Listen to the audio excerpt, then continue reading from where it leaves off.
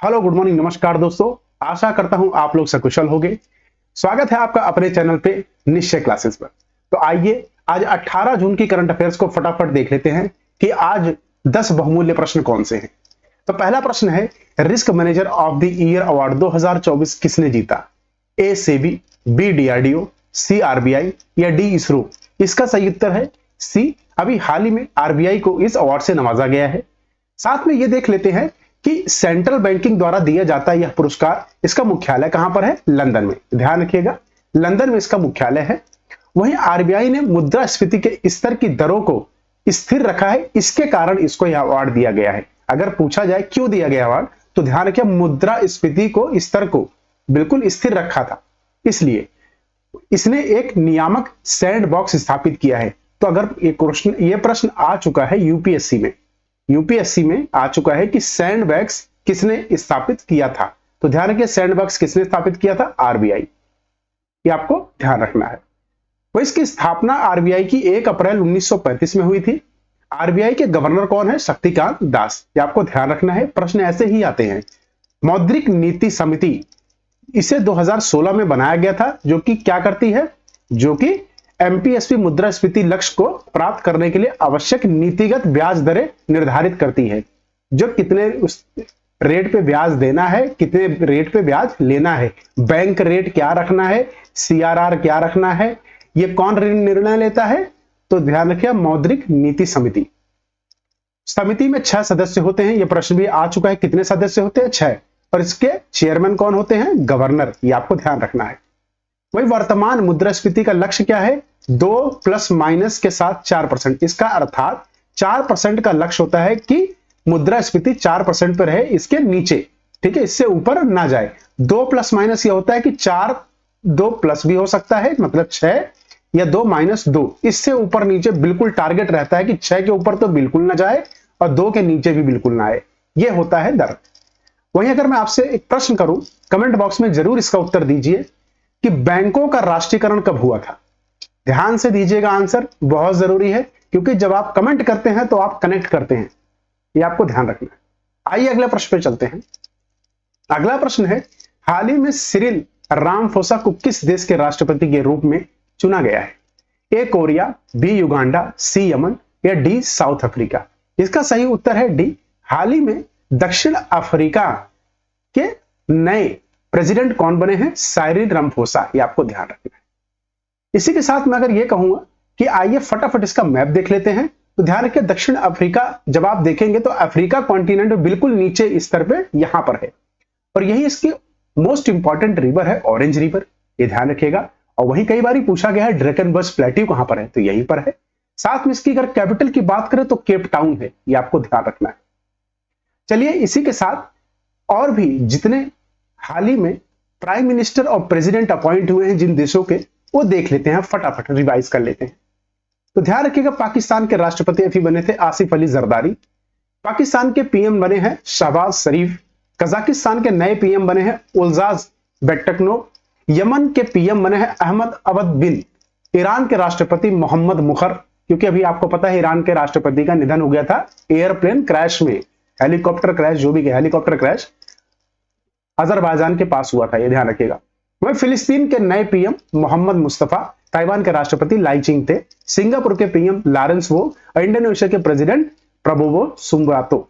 साथ में एक और देखते हैं, उसी के साथ कुछ और राष्ट्रपति और पीएम, जैसे कि आइसलैंड के नए पीएम बने हैं बनर्जी बेनेडिक्सन। ये बहुत ही इंपॉर्टेंट है और बहुत ही मोस्ट इंपॉर्टेंट है, इसको मार्क कर लीजिए।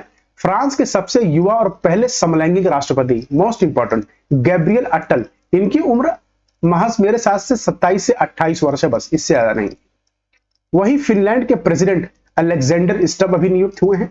पुर्तगाल के पीएम अभी बने हैं लुइस मोंटेनेग्रो। आयरलैंड के नए पीएम बने हैं साइमन हैरिस। हंगरी के राष्ट्रपति बने हैं तामस सुल्याक और स्लोवाकिया के राष्ट्रपति बने हैं पीटर पेलिग्रिनी। मिस्र के तीसरी बार राष्ट्रपति अब्दुल फतेह अल सीसी बने हैं, यह ध्यान रखिएगा। आइए इसी के साथ अगले प्रश्न पे बढ़ते हैं। अगला प्रश्न है, हाल ही में किस देश ने युवा सांसदों का 8वां वैश्विक सम्मेलन आयोजित किया है?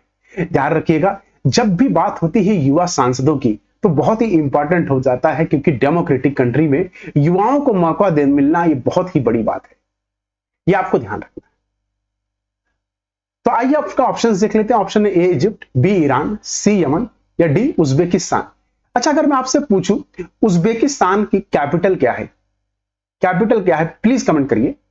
और इसका सही उत्तर क्या है? अगर इसका सही उत्तर देखेंगे तो ध्यान रखिए हाल ही में भी ये संस्करण कहां हुआ है, इजिप्ट। तो ध्यान रखिए अभी मिस्र में हाल ही में यह 8वां संस्करण हुआ है ग्लोबल कॉन्फ्रेंस यंग पार्लियामेंट का। इसी का यह देते कहां पर हुआ, किस शहर में? इजिप्ट के शर्म अल शेख शहर है, वहां पर यह हाल ही में हुआ है। अच्छा, इसका कारण क्या था होने का?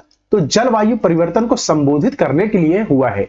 प्रतिनिधित्व सभा और अंतर संसदीय संघ IUP द्वारा इसको आयोजित किया जाता है। यह भी आपको ध्यान रखना है। कौन करता है? IPU, इपू करता है इसको। किसके लिए? ध्यान रखिएगा, जलवायु परिवर्तन के लिए। तो वही इसमें भाग किसने लिया है भारत की तरफ से? तो नागालैंड की पहली महिला राज्यसभा के लिए संसद सदस्य के रूप में चुनी गई एस फांगन कोन्यन ने इसमें पार्टिसिपेट किया है और राज्यसभा के लिए पहली सांसद बनी है। कहां से? यह भी प्रश्न बहुत इंपॉर्टेंट है, नागालैंड से। इनकी उम्र भी बहुत कम है, यह भी आपको ध्यान रखना है। अच्छा, सांसद बनने के लिए कितनी उम्र चाहिए राज्यसभा? ध्यान रखिएगा 30 वर्ष, 30 ईयर्स, ये आपको ध्यान रखना है। अच्छा, राष्ट्रपति बनने के लिए कितनी उम्र चाहिए? वो मुझे कमेंट बॉक्स में बताइए। राष्ट्रपति बनने के लिए मिस्र की राजधानी क्या है? काहिरा, इसे आप कायरो कहते हैं। मिस्र की मुद्रा है मिस्र पाउंड। मिस्र के राष्ट्रपति का नाम है अब्दुल फतह अल सीसी और मिस्र के प्रधानमंत्री कौन है? मुस्तफा मदबौली, ये ध्यान रखिएगा। आइए इसी के साथ इसका फटाफट मैप देख लेते हैं कहां स्थित है। तो मिडिल ईस्ट के मैप में आप देखेंगे तो ये जो रेड सी के साथ है ये है आपका इजिप्ट, ये पूरा आपका इजिप्ट है, ये आपको ध्यान रखना है। इजराइल यहां पर है, ठीक है। तो इजिप्ट से कौन कौन से देश लगते हैं? लीबिया, सूडान, बस ये 2 ही देश लगते हैं। आइए अगले प्रश्न पे चलते हैं। अगला प्रश्न है MIFF 2024 में लाइफ टाइम अचीवमेंट अवार्ड से किसे सम्मानित किया गया है? तो बात हो रही है मुंबई इंटरनेशनल फिल्म फेस्टिवल की। उसमें ए अनुपम खेर, बी अमिताभ बच्चन, सी सुब्बैया नल्लामुथु या डी SS राजामौली। तो ध्यान रखिएगा इसमें हाल ही में अभी सुब्बैया नल्लामुथु को यह अवार्ड दिया गया है। वही अगर बात करें अमिताभ बच्चन को तो इनको लता दीनानाथ, ठीक है, लता दीनानाथ पुरस्कार दिया गया था, ये आपको ध्यान रखेगा, ये आपको ध्यान रखना है। उसी के साथ आइए मोस्ट इंपॉर्टेंट अवार्ड्स को एक बारी हम देख लेंगे जो भी अभी हाल ही में दिए गए हैं, बहुत ही इंपॉर्टेंट है। साथ में ये जान लिखिए कि B Shantaram life time achievement award इसका पूरा नाम है और यह सूचना और प्रसारण राज्य मंत्री द्वारा दिया जाता है, ये भी ध्यान रखिए। वही IMF को 1990 में लॉन्च किया गया था। बात किसकी हो रही है? मुंबई इंटरनेशनल फिल्म फेस्टिवल की। आइए साहित्य अकादमी फेलोशिप अवार्ड रस्किन बॉन्ड को दिया गया था, सब 2024 के हैं, ध्यान रखिएगा। गोल्डमैन पर्यावरण पुरस्कार 2024 किसको था, जिसे ग्रीन नोबल भी कहा जाता है? अशोक शुक्ला को, जो कि छत्तीसगढ़ के हैं। छत्तीसगढ़ की कैपिटल क्या है और यहाँ के CM कौन है? अगर आप कमेंट बॉक्स में करेंगे तो मुझे बहुत अच्छा होगा। कैपिटल और CM, ये 2 चीजें। वहीं ट्यूरिंग पुरस्कार जिसे कंप्यूटर का नोबेल पुरस्कार कहते हैं AB विंटरसन को मिला है। अंतरराष्ट्रीय बुकर प्राइज 2024 जेनी अर्पनेव को मिला है उनके बुक कैरोस के लिए। इसके ट्रांसलेटर है माइकल हाफमैन, ये ध्यान रखिए इनको। विटली गोल्ड अवार्ड ग्रीन ऑस्कर जिसे कहा जाता है पूर्णिमा देवी बर्मन आसाम की, उनको दिया गया है। 2024 का लच्छू महाराज पुरस्कार पंडित राजेंद्र गगनाई को दिया गया है।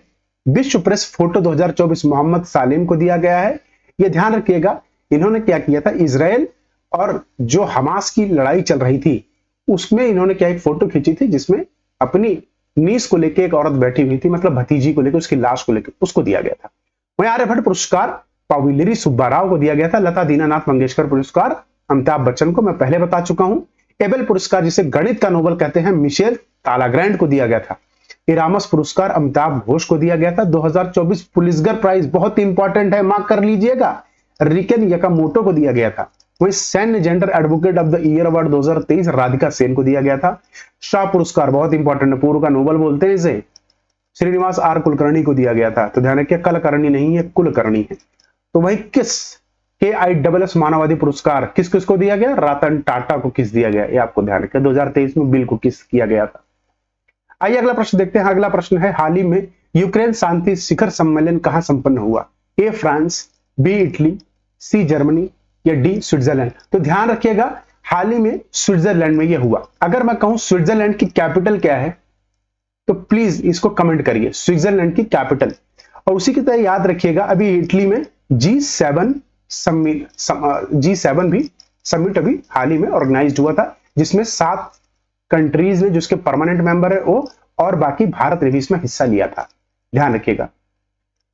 आइए इसके साथ साथ देख लेते हैं कि भारत ने यूक्रेन शांति शिखर सम्मेलन विज्ञापित हस्ताक्षर करने से बाहर रहने का विकल्प चुना है। क्यों बाहर रहा है? क्योंकि स्ट्रेटेजिकली ये बहुत इंपॉर्टेंट है इंडिया के साथ, क्योंकि ताकि इंडिया सारे देशों के साथ कॉर्डियल रिलेशन मेंटेन करके सके। अगर देखिए खुले आम पे अगर इंडिया जाता है इस सम्मेलन में तो रशिया को कहीं ना कहीं बहुत बुरा लगेगा, इसलिए नहीं गए। वही शिखर सम्मेलन में 100 से अधिक देशों को प्रतिनिधित्व बनाया गया था। रूस को यहां आमंत्रित नहीं किया गया था भाई, जो खुद ही पूरे जड़ है मसले की, उसको क्यों बुलाया जाएगा। वही चीन ने इसमें भाग लेने से मना कर दिया था पूरी तरह। रूस यूक्रेन 20 फरवरी 2024 में शुरू हुआ था। ये ध्यान रखिएगा, बहुत इंपॉर्टेंट है कि रूस यूक्रेन वार कब शुरू हुआ था। तो रूस यूक्रेन वार 20 फरवरी 2014 से शुरू हुआ था। 14 से सोचिए 18 कितने दिन से, कैसे क्रीमिया इन्होंने कब्जा कर लिया था। युद्ध का कारण क्या था? रूस का यूक्रेन के क्रीमिया पर कब्जा। जैसे ही क्रीमिया को कब्जा किया वैसे ही ये लड़ाई शुरू हो गई। तो आप ये देखिए क्रीमिया, देखिए आप एक बारी, तो ये यूक्रेन है, ये आप देख लीजिए, और ये क्रीमिया। तो इसी में था कारण यह था कि रशिया ने क्रीमिया को कब्जे में ले लिया, और जैसे ही कब्जे में ले लिया और लड़ाई का कारण उजागर हो गया। उसी के साथ देखिए यूक्रेन की बाउंड्री किस किस से लगती है, तो इधर बेलूरस, इधर पोलैंड, इधर स्लोवाकिया, हंगरी और रोमानिया। अच्छा, दूसरा कारण भी कहा जाता है, क्या है कारण? कहा यूक्रेन नाटो ज्वाइन करना चाहता है। नाटो क्या है? नाटो एक संगठन है, कौन सा? मिलिट्री संगठन है, यूएसए द्वारा संचालित किया, जिसमें यूरोप के अधिकतम देश शामिल हैं, चाहे जर्मनी हो, फ्रांस हो, ये सब इसमें शामिल है। ठीक है, वही कारण था, रशिया को न गुजर रहा था कि यूक्रेन इसको ज्वाइन न करे, वो चाहता था। आइए अगला प्रश्न देखते हैं। अगला प्रश्न है, हाल ही में किस बैंक ने एमएसएमई ऋण शिविर का आयोजन किया है? तो बात हो रही है क्रेडिट कैंप की। ए एसबीआई, बी आईसीआईसी बैंक, सी एचडीएफसी बैंक या डी इंडियन बैंक? इसका सही उत्तर है डी, हाल ही में इंडियन बैंक ने यह शिविर आयोजित किया था, यह ध्यान रखिएगा। वही अगर हम बात करें तो चेन्नई के तमिलनाडु में यह आयोजित हुआ था। यह सूक्ष्म लघु और मध्य उद्यम मंत्रालय 2006 में स्थापित किया गया था। बात हो रही है एमएसएमई की, कब स्थापित हुआ था, तो ध्यान रखिएगा। वर्तमान में एमएसएमई भारत के कुल निर्यात के लगभग 45% योगदान देता है, यह भी आपको ध्यान रखना है। वहीं प्रधानमंत्री मुद्रा योजना, कुछ योजनाएं हैं जो एमएसएमई द्वारा संचालित की जाती हैं, हम उसकी बात कर रहे हैं, ये आपको ध्यान रखना है। प्रधानमंत्री मुद्रा योजना 10 लाख तक का ऋण देता है, आपको कोई इसमें गारंटी नहीं चाहिए। एमएसएमई समाधान या ऑनलाइन विलंबित भुगतान निगरानी प्रणाली है, यह भी आपको ध्यान रखना है। गवर्नमेंट ई मार्केट प्लेस या ऑनलाइन प्लेटफॉर्म एमएसएमई में सार्वजनिक खरीद की सुविधा प्रदान करता है। वही चैंपियंस पोर्टल खोला गया था, ये किस लिए खोला गया था? आईसीटी संचालित नियंत्रण कक्ष और प्रबंधन सूचना है, आपको सारी सूचना इसी पे मिल जाएंगी। आइए इसी के साथ अगला प्रश्न देख लेते हैं। अगला प्रश्न है, ग्लोबल विंड डे कब मनाया जाता है? तो ध्यान रखिएगा 15 जून को ग्लोबल विंड डे मनाया जाता है। अच्छा, अगर मैं पूछूं तो 21 जून को क्या मनाया जाता है, और 5 जून को क्या मनाया जाता है, और 1 जून को क्या मनाता है? तो 5 जून को हम क्या मनाते हैं? एनवायरमेंट डे, ये आपको ध्यान रखना है। 21 जून को हम योगा करते हैं, 1 जून को हम क्या करते हैं? आप कमेंट करिए 1 जून को क्या होता है? आलू खाते हो, क्या करते हो, ये आप मुझे बताइए। वो अगर इस साल का थीम देखें तो थीम है पवन ऊर्जा powering the future of India. अच्छा, इसको ऑर्गेनाइज अगर करेगा तो कौन करेगा? हमारे इंडिया में इसको ऑर्गेनाइज करेगा तो कौन आएगा? मिनिस्ट्री ऑफ रिन्यूएबल एनर्जी, ये ध्यान रखिएगा। आइए इसी के साथ मोस्ट इंपॉर्टेंट कुछ जून के और डेज देख लेते हैं। जैसे 1 जून को हम वर्ल्ड मिल्क डे मनाते हैं, ये आपको ध्यान रखना है। 3 जून को हम वर्ल्ड बाइसिकल डे, ये ध्यान रखना है। 4 जून को हम मनाते हैं international day for innocent children victims of aggression. 5 जून को पर्यावरण दिवस, 7 जून को विश्व खाद्य दिवस, और 8 जून को हम विश्व महासागर दिवस मनाते हैं। 17 जून को हम मरुस्थली और सूखे का मुकाबला करने का दिवस मनाते हैं। 19 को हम विश्व सिकल दिवस, 20 को हम विश्व शरणार्थी दिवस, 21 को हम मनाते हैं विश्व संगीत दिवस, और 29 को मनाते हैं सांख्यिकी दिवस। 3 जून तीसरे संडे को जून के हम क्या मनाते हैं? अंतरराष्ट्रीय पिता दिवस। आइए अगला प्रश्न देखते हैं। अगला प्रश्न है, हाल ही में किसने मिशन निश्चय लॉन्च किया है? बहुत इंपॉर्टेंट है, मार्क कर लीजिएगा। ए हरियाणा, बी पंजाब, सी उत्तर प्रदेश, डी राजस्थान? इसका सही उत्तर है बी पंजाब। पंजाब ने हाल ही में निश्चय योजना शुरू की है। अगर मैं पंजाब तो इसके सीएम कौन है? भगवंत मान। ये ध्यान रखिएगा, भगवंत मान। अगर मैं कहूं इसके गवर्नर कौन है, तो गवर्नर याद रखिएगा पंजाब के बनवारी लाल पुरोहित हैं, ये आपको ध्यान रखना है। राजधानी यहाँ की चंडीगढ़ है, सीएम मैं बता चुका हूं। साथ में ये देखिए जो इंपॉर्टेंट है कि पंजाब पुलिस सीमा सुरक्षा बल बीएसएफ और ग्राम रक्षा समिति बीडीए के सहयोग से ड्रग्स के खिलाफ अभियान फाजिल्का पंजाब के जिले में शुरू हुआ था। तो किस लिए किया गया था? अगर जब बात आए निश्चय की तो ड्रग्स के खिलाफ, ये आपको ध्यान रखना। वहीं आइए पंजाब से इंपॉर्टेंट क्वेश्चंस और देख लेते हैं क्या क्या बन सकते हैं इस स्टैटिक का।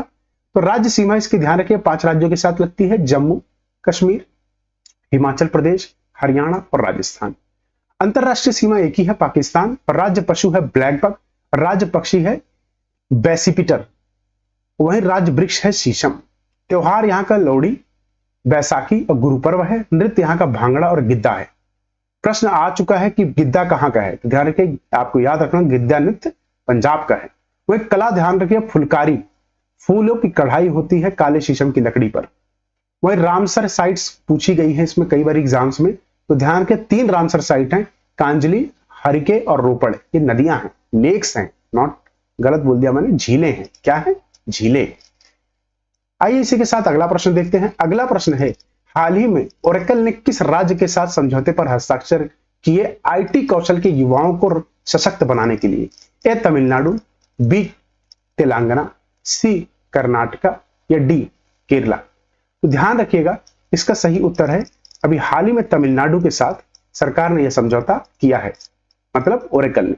तो ओरेकल कहां की कंपनी है यह भी आपको पता होना चाहिए। ओरेकल कहां की है? यूएसए की, ये आपको ध्यान रखना है। वहीं अगर तमिलनाडु की बात करें तो ध्यान रखिएगा तमिलनाडु सदर्न स्टेट है इंडिया का, जो कि आप देखेंगे तो 3 राज्यों से घिरा हुआ है। 3 राज्य कौन कौन से हैं? ऊपर से आपका आंध्र प्रदेश, यहां से आपका कर्नाटका और यहां आपका केरला, यह आपको ध्यान रखना है। उसी के साथ अगर इंपॉर्टेंट आप देखेंगे इसके तो बहुत ही कावेरी रिवर, बहुत ज्यादा, और पेलार रिवर, ये आपको ध्यान रखना, ठीक है। तो पेरियार रिवर और कावेरी रिवर। वहीं ओरेकल का स्थापना कब हुई थी? 1977 में लैरी एलिसन और बॉब माइसन और एड ओट्स द्वारा। मुख्यालय इसका कैलिफोर्निया यूएसए में है। तमिलनाडु के आइए इंपॉर्टेंट स्टैटिक प्रश्न देख लेते हैं। यहाँ के राज्यपाल हैं आर एन रवि, मुख्यमंत्री हैं एमके स्टालिन।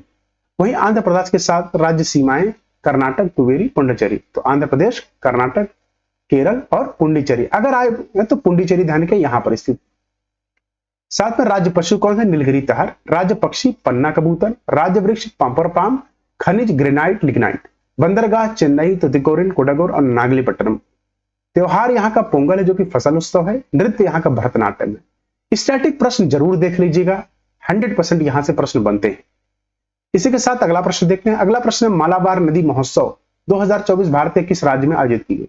ए मुंबई, बी केरला, सी आंध्र प्रदेश या डी गोवा? इसका सही उत्तर है बी, हाल ही में केरला में आयोजित किया गया, ये ध्यान रखिएगा। वहीं मालाबार रिवर फेस्टिवल 2024 का आयोजन Kerala adventure tourism promotion society द्वारा किया गया था। ये आपको ध्यान, किसने कराया था? तो ध्यान रखिएगा Kerala adventure tourism promotion society. किसके collaboration? Department of tourism, government of India, ठीक है, ध्यान रखना। आइए अगला प्रश्न इसी के साथ ये देख लेते हैं कुछ मोस्ट इंपॉर्टेंट केरला के स्टैटिक्स। जैसे यहाँ के राज्यपाल कौन है? आरिफ मोहम्मद खान। सीएम है पिनराई विजयन। राजधानी क्या है यहाँ की? तिरुवनंतपुरम। राज्य पशु है हाथी। राज्य पक्षी है ग्रेट हॉर्नबिल। राज्य फूल है कनिकोना। राज्य वृक्ष नारियल का पेड़ है। केरल को भगवान का अपना देश भी कहा जाता है। केरल के शहर अल्पजुआ को पूर्व का वेनिस भी कहा जाता है, क्योंकि यहाँ की कलाकृति, यहाँ की बिल्डिंग वेनिस को रिप्रेजेंट करती है, इसीलिए। वास्को डिगामा केरल के कोझिकोड में ही पहली बार उतरा था। केरल की साक्षरता दर 94% है, जो कि सबसे अधिक है पूरे भारत में। यहाँ का नृत्य है कथाकली, अथेयम और मोहनियाट्टम। प्रश्न कई बार पूछा जा चुका है आपके एसएससी और रेलवे में, ये ध्यान रखिएगा। वहीं मार्शल आर्ट कलरी पट्टू कई बार पूछा गया है यूपीएससी में, ये ध्यान रखिएगा, यूपीएससी में पूछा जा चुका है। वहीं त्योहार कौन सा है? ओणम और त्रिशूरपुरम, ये मोस्ट इंपॉर्टेंट, ये ध्यान रखिएगा। इसी के साथ एक बार इसका आप मैप देख लीजिए तो केरल यहां पर है। किन राज्यों के साथ इसकी बाउंड्री शेयर होती है? तो दो ही राज्य हैं, एक कर्नाटका, दूसरा केरला, और कुछ नहीं। इंडिया के सबसे निचतम स्तर पे ये है, मतलब सबसे सदर्न मोस्ट स्टेट है केरला, ये आपको ध्यान रखना है। इसी के साथ यह संस्करण पूरा हुआ। आप सभी का धन्यवाद। कृपया करके चैनल को जितना हो सके शेयर जरूर करिएगा। मेहनत करते हैं तो उसका हल्का सा अच्छा लगता है जब आप शेयर करते हैं। धन्यवाद, अपना ख्याल रखिए।